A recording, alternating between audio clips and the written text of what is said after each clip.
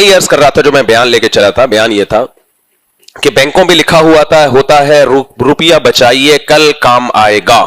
اب پتہ نہیں لکھا ہوتا نہیں ہوتا, پہلے بہت لکھا ہوتا تھا. تو ان کا مقصد کیا ہوتا ہے؟ روپیہ ہمارے اکاؤنٹ میں ڈال دیں ہمارے پاس, یعنی اپنا اکاؤنٹ کھول کے ہمارے پاس سیو کر لے, آپ کے کل کام آئے گا, ہمارے آج ہی کام آ جائے گا. وہ آپ کے کل کی فکر کر رہے ہیں لیکن اپنی آج کی فکر کر رہے ہیں. سمجھتے ہو کہ نہیں سمجھتے؟ یہ ہے راکٹ سائنس. یہ سمجھنے کے لیے بہت ڈیپ میں جا کے آپ کو سوچنا پڑے گا. دنیا اسی کا نام ہے. اسلام کیا کہتا ہے بھائی؟ اسلام یہ کہتا ہے روپیہ بچائیے کل کام آئے گا. لیکن کل کا مقصد کیا ہے؟ موت کے بعد کی بھی ایک زندگی ہے, وہ کل یقینی ہے. اور بچائیے کا مقصد یہ نہیں بینکوں میں رکھ دو. بچائیے کا مقصد کیا ہے؟ صدقہ اور خیرات کرو, اپنی قبر کے لیے بھی پیسہ بچاؤ, سارا دنیا میں کھا کے ختم نہ کر دو. سارا دنیا میں کھا کے ختم نہ کر دو. نبی صلی اللہ علیہ وسلم کے گھر میں ایک ہدیہ آیا, کوئی کھانے پینے کی چیز تھی. آپ صلی اللہ علیہ وسلم بھوک کی حالت میں گھر تشریف لائے. سیدہ عائشہ سے پوچھا کچھ کھانے کو ہے؟ سیدہ عائشہ نے فرمایا حسب عادت, حسب معمول نہیں. سمجھ رہے ہو؟ کچھ کھانے کو ہے؟ فرمایا نہیں. پھر فرمایا کہ ہاں کہیں سے کچھ ہدیہ آیا تھی, یعنی ہمارے گھر میں تو کچھ بھی نہیں ہے, البتہ کہیں سے کچھ کھانے کی چیز ہدیہ آئی تھی, وہ میں نے صدقہ کر دی. اندازہ لگاؤ یار, گھر میں فاقے چل رہے ہیں اور کھانے کی چیز کیا کی جا رہی ہے؟ بولو صدقہ. فرمایا تھوڑی سی بچا لی ہے, کچھ کھر تھے بکری کے یا کچھ اس طرح کی کوئی سری تھی, فرمایا تھوڑی سی بچا لی ہے میں نے, وہ بچ گئی ہے. مجھے ایک بات بتاؤ, میں اور آپ ہوتے تو ہمارا حال کیا ہوتا؟ میٹر گھومتا کہ نہیں گھومتا؟ سب سے پہلے تو میٹر یہ گھومتا ہے کہ گھر میں ویسے ہی کھانے کو نہیں ہے. سب سے پہلی بات تو یہ بینک والے کیا کہتے؟ بچائیے کل کام آئے گا. آپ نے بچایا کیوں نہیں؟ صدقہ کیوں کیا آپ نے؟ کیا خیال ہے بھائی؟ اب کل تو کچھ بھی کام نہیں آ رہا, یعنی شام کے وقت کھانے کے وقت تو کچھ چیز ہی نہیں ہے کھانے کو. دوسری ہمیں بڑا اشکال یہ ہوتا کہ ایک تو گھر میں ویسے ہی فاقے چل رہے ہیں, اوپر سے کچھ آیا تو اس میں سے بھی آدھا صدقہ, تھوڑا سا بچا لیا. تو میرے اور آپ کے کیا جذبات ہوتے ہیں؟ آدمی کو ٹائم پہ گھر میں کھانا نہ ملے, میٹر کیسا گھومتا ہے کہ نہیں گھومتا؟ خواتین کو اکثر شکایت ہوتی ہے ہمارے میاں بڑے بد اخلاق ہیں. دیکھو میں بھی کسی کا میاں ہوں, جب ٹائم پہ کھانا نہ ملے اور بھوک لگ رہی ہو نا تو کھوبڑی بولو سب مسلمانوں کی گھومتی ہے. یہ کامن مسئلہ ہے. یہ کیا ہے؟ جب بھوک لگ رہی ہو اور آپ نے گھر میں کھانے کا بتا, میرے ساتھ تو مسئلہ ہی مجھے پہلے بتانا پڑتا ہے کہ کس گھر میں کھانا ہے, کیونکہ گھر والوں کو پتہ نہیں ہوتا کدھر جائے گا, یہ کدھر کو ٹن مارے گا. تو میں نے بتا بھی دیا ہو کہ گھر میں کھانا بنا لو, میں آؤں بھوک لگ رہی ہو اور کھانا نہ ملے تو بہرحال ہم تو بد اخلاق لوگ ہیں بھائی. کھوپڑی گھومتی ہے کہ نہیں گھومتی؟ غصہ آتا ہے کہ نہیں آتا؟ کیونکہ بھوک لگ رہی ہے, اور پھر غصہ اس لیے بھی آ جاتا ہے آدمی کو کہ اس کی وجہ سے آگے کا سارا شیڈول آؤٹ ہو جاتا ہے. کھانا ٹائم پہ ملے, گھنٹہ بیٹھ کے انتظار کرو, پھر آگے کسی کو ٹائم دیا ہوا ہے وہ بھی میٹنگ لیٹ ہو جائے گی, جتنے سارے کام ہیں ڈیلے ہوتے چلے جائیں گے, اس لیے بھی کھوپڑی گھومتی ہے. بہرحال ہم تو بد اخلاق لوگ ہیں, اللہ ہمیں بھی با اخلاق بنا دے, نبی جیسے اخلاق دے دے ہمیں بھی. لیکن سید الانبیاء صلی اللہ علیہ وسلم کے اخلاق دیکھو بھائی, بھوک کی حالت میں. اور نبی کی بھوک کی حالت وہ نہیں تھی جو میری اور آپ کی بھوک کی حالت ہے. ہماری بھوک ہوتی ہے صبح 2 پراٹھے کھائے ہوئے ہیں, دوپہر لنچ کا ٹائم ہے, بھوک بھی کنفرم نہیں ہے کہ محسوس سی ہو رہی ہے کہ شاید بھوک لگ رہی ہو, اس پہ ہمیں غصہ آ جاتا ہے. نبی صلی اللہ علیہ وسلم کی جو بھوک تھی نا وہ ایسے نہیں تھی. وہ کئی وقتوں کے فاقوں کے بعد جو آپ کی بھوک تھی اس کو آپ صلی اللہ علیہ وسلم بھوک کہا کرتے تھے. سمجھتے ہو کہ نہیں سمجھتے؟ اس کنڈیشن میں نبی گھر میں آ رہے ہیں, سیدہ عائشہ سے پوچھ رہے ہیں کچھ کھانے کو ہے, اور جواب مل رہا ہے کہ کچھ آیا تھا لیکن میں نے زیادہ صدقہ کر دیا, یہ تھوڑا سا باقی رہ گیا ہے.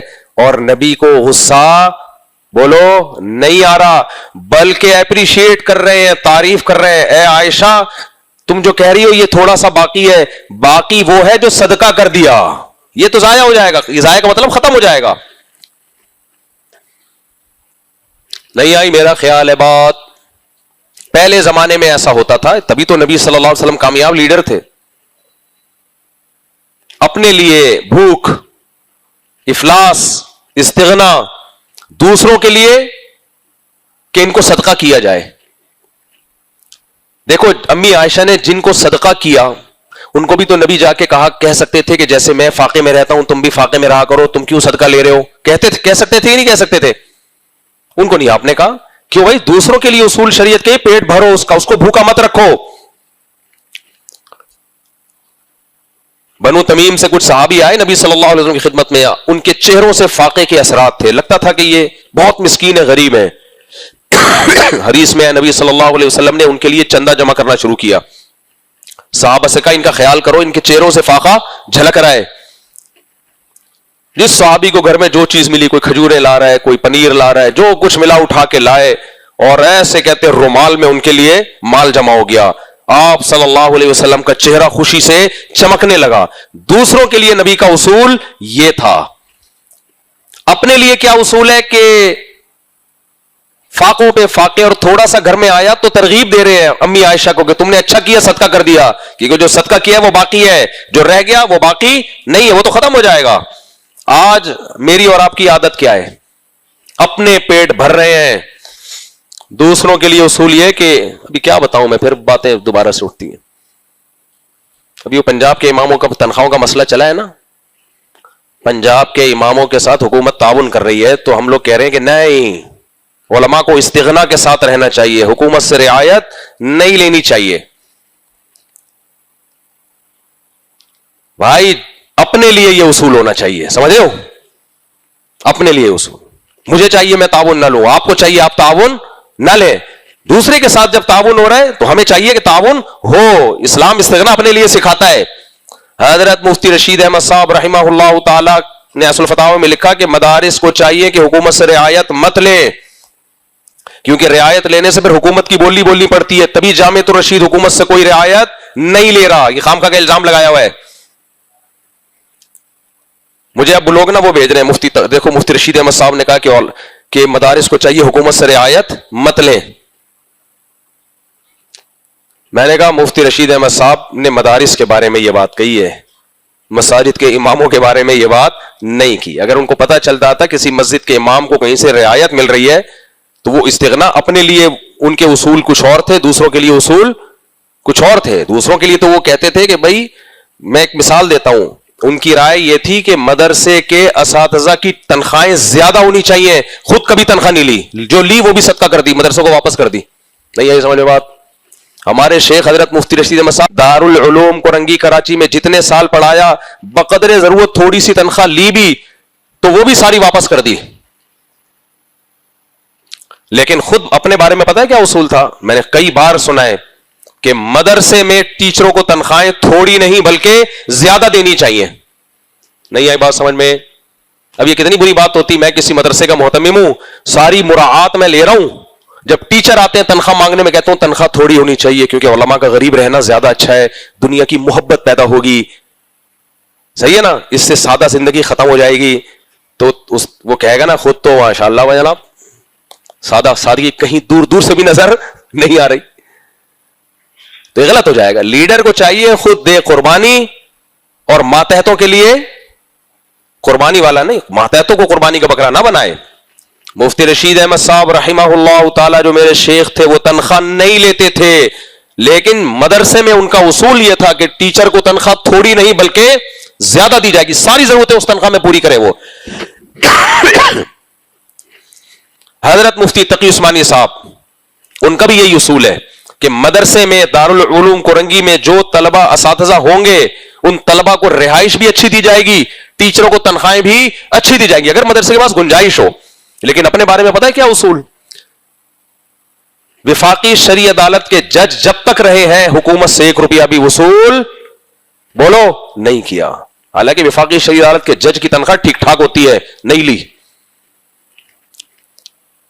عجیب بات ہے, خود تنخواہیں لیتے رہو, دوسرے جب آ رہے ہیں تو اس میں رکاوٹ ڈالو. واہ واہ واہ سبحان اللہ. مارکیٹ میں کیا چل رہا ہے؟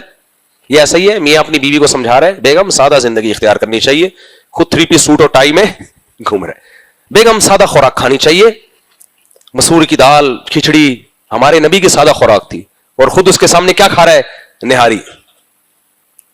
تو بیگم مان لے گی؟ نہیں آئی نا سمجھ میں؟ بیگم کہے گی بھائی یہ کیا بات ہے. خیر, تو دیکھو نبی صلی اللہ علیہ وسلم نے کیا فرمایا کہ اے عائشہ, جو تم نے صدقہ کر دیا وہ ہے باقی, اور جو نہیں کیا وہ باقی نہیں ہے, ختم ہو جائے گا. تو اسلام کا جو کانسیپٹ ہے نا کہ پیسہ بچائیے کل کام آئے گا, وہ کانسیپٹ سمجھ میں آیا کہ صدقہ کرو یہ بچانا ہے, بینکوں میں رکھنا بچانا نہیں ہے. رکھو ضرور اگر ضرورت ہے تو, ضرورت کی وجہ سے رکھنا ایک الگ بات ہے, لیکن یہ مت سمجھو یہ ہم بچا رہے ہیں, نا نا نا, یہ بچ نہیں رہا, بچ وہ رہا ہے جو خرچ ہو رہا ہے.